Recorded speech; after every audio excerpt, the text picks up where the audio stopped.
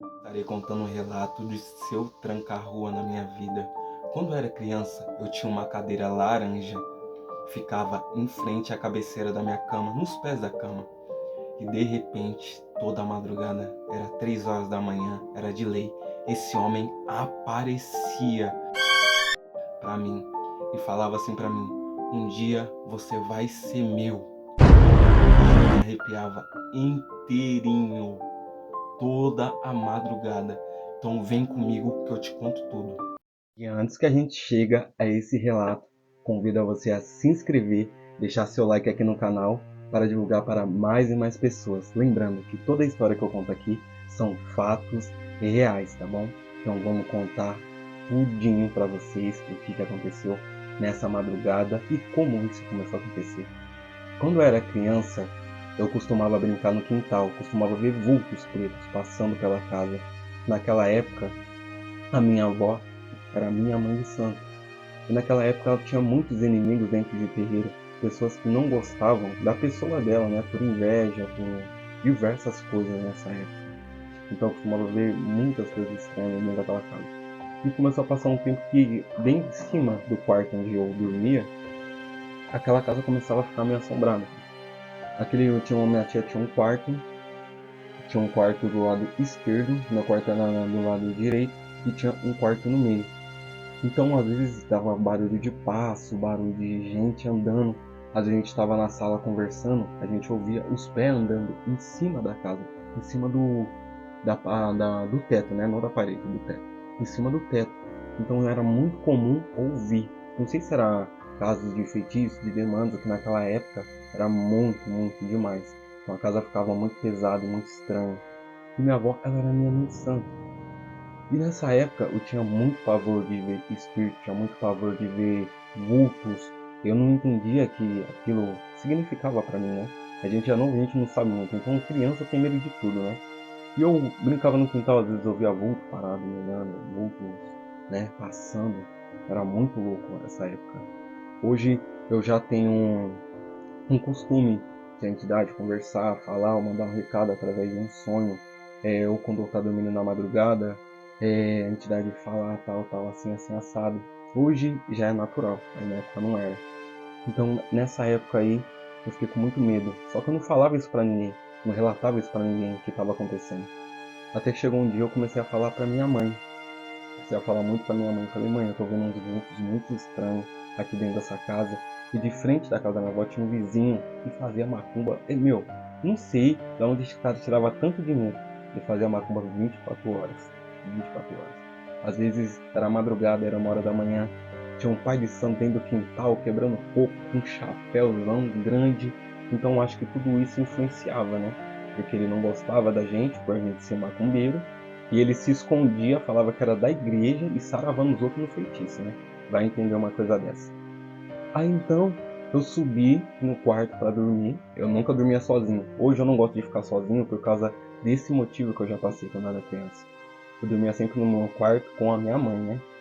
Então eu nunca dormi sozinho. E ali às vezes eu deitava, parecia uma coisa. Aí eu deitava pra dormir, deitava, relaxava, tava tudo normal, tudo natural. Só que parece que tinha uma coisa que me atormentava toda a madrugada que eu não conseguia dormir. Não conseguia dormir. Às vezes eu sentia, sabe quando tá chacoalhando a cama, minha mãe xingava, isso é verídico essa história. Xingava, falava, entendeu? Era muito, muito, muito, era demais.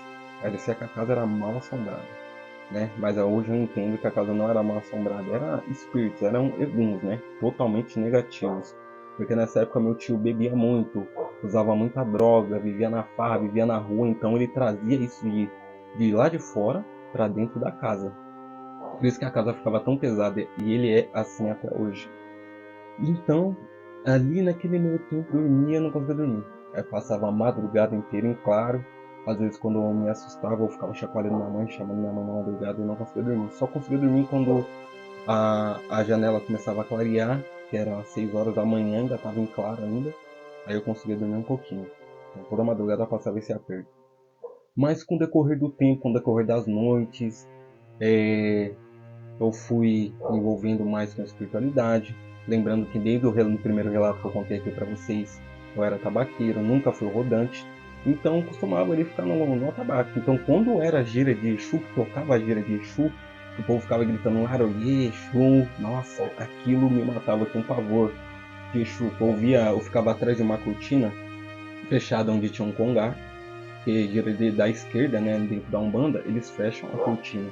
E ficava ali atrás do tabaco, batendo atrás do tabaco. Eu não podia ficar na gira porque eu era criança. E a maioria dos Exus, a minha avó ensinou que a linha da esquerda é muito pesada para a criança ficar. Então eu ficava lá atrás da cortina. Aí eu via o Exu, a entidade, passando de cartola preta, de capa preta. Meu coração começava a disparar, eu começava a ficar com medo. Só de o Exu, às vezes, uma vez o Exu me chamou, o seu sete me chamou. Eu cheguei perto dele com o olho desse tamanho arregalado, com medo, com um pavor muito grande. E nessa madrugada não aconteceu nada de negativo, nada de espíritos negativos. Nessa madrugada, naquela cadeira laranja que eu tinha quando eu era criança, que acabou acontecendo, começou a surgir um espírito de capa e cartola todo preto. E toda a madrugada, 3 horas da manhã, ele sentava de frente, onde tinha os pés da minha cama, então na parede tinha uma cadeirinha pequenininha de criança. E ele sentava ali. E ficava me olhando por dias, ele ficou me olhando, ficou me observando e não falava nada. Aí até um dia que eu comecei a sentir medo, porque ele falou que fazia parte da minha vida, fazia parte da minha história. Ele falava, um dia você vai me incorporar, um dia a gente vai viver juntos. Eu já sou seu e você é meu. Eram essas palavras que ele falava. Só que como a gente não entende quando a gente é leigo da religião, a gente acha que é uma coisa ruim. A gente vai achar que é que é um espírito negativo, que é um espírito, sei lá, qualquer coisa a gente vai imaginar, quando a gente não tem um total entendimento. Então isso começou a acontecer direto, direto, direto.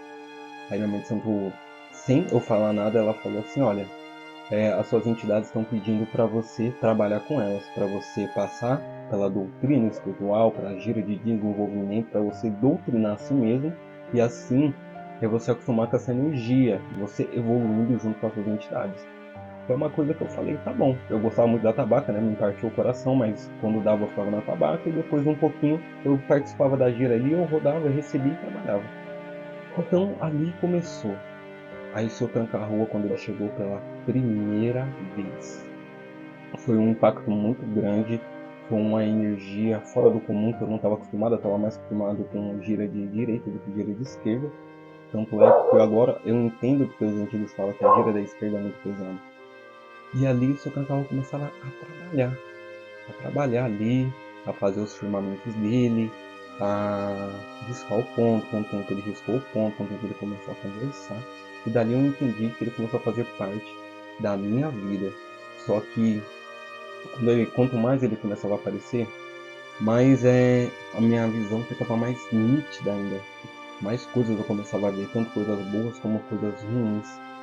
Uma vez foi dia de gira, foi dia de gira de Exu e tudo mais. E tinha uma filha lá da casa que ela parou e ficou olhando para o altar. Ficou olhando assim para o altar como se, sabe, como se nada tivesse, sei lá, viajando, entendeu? Viajando na maionese. E como se não tivesse vendo nada ali, só fixando ali, que a magia lá em cima, e olhando para aquela imagem. Nesse dia, quando acabou a gira e tal, lá na frente do portão, tem uma casa de Exu feita de madeira com umas rodinhas. E eu peguei, fiquei olhando lá pra fora, tudo escuro, né? Tava muito escuro. Eu tinha visto um cachorro preto. Só que os cachorros não gostavam de fazer nada, bem lá no fundo. Foram se passando os dias. Essa média lá dentro dessa casa, ela ficou muito doente. Ela teve um caso de. Ela teve o primeiro AVC, de muito estresse. Ela trabalha demais. Os guias estavam avisando pra ela se afastar um pouco do serviço e, sabe, para descansar, um momento de seu de descansar, né? A matéria já estava muito cansada, o espírito também já estava muito cansado. Ela trabalhava 24 horas por dia, mas tinha que cuidar da saúde. Teve uma gira de caboclo, o dono da casa, Caboclo Tupinambá. O Caboclo Tupinambá ele já sabia, né, que ia acontecer, mas ele, enfim, ele não falou nada. Aí passou-se o tempo, deu segunda vez nessa pessoa. E, né, aí a gente foi, visitou, ela estava bem, estava falando ainda. Mas chegou um certo momento que ela ficou entubada e não falou mais nada. Infelizmente a gente perdeu uma média dentro do terreiro, né?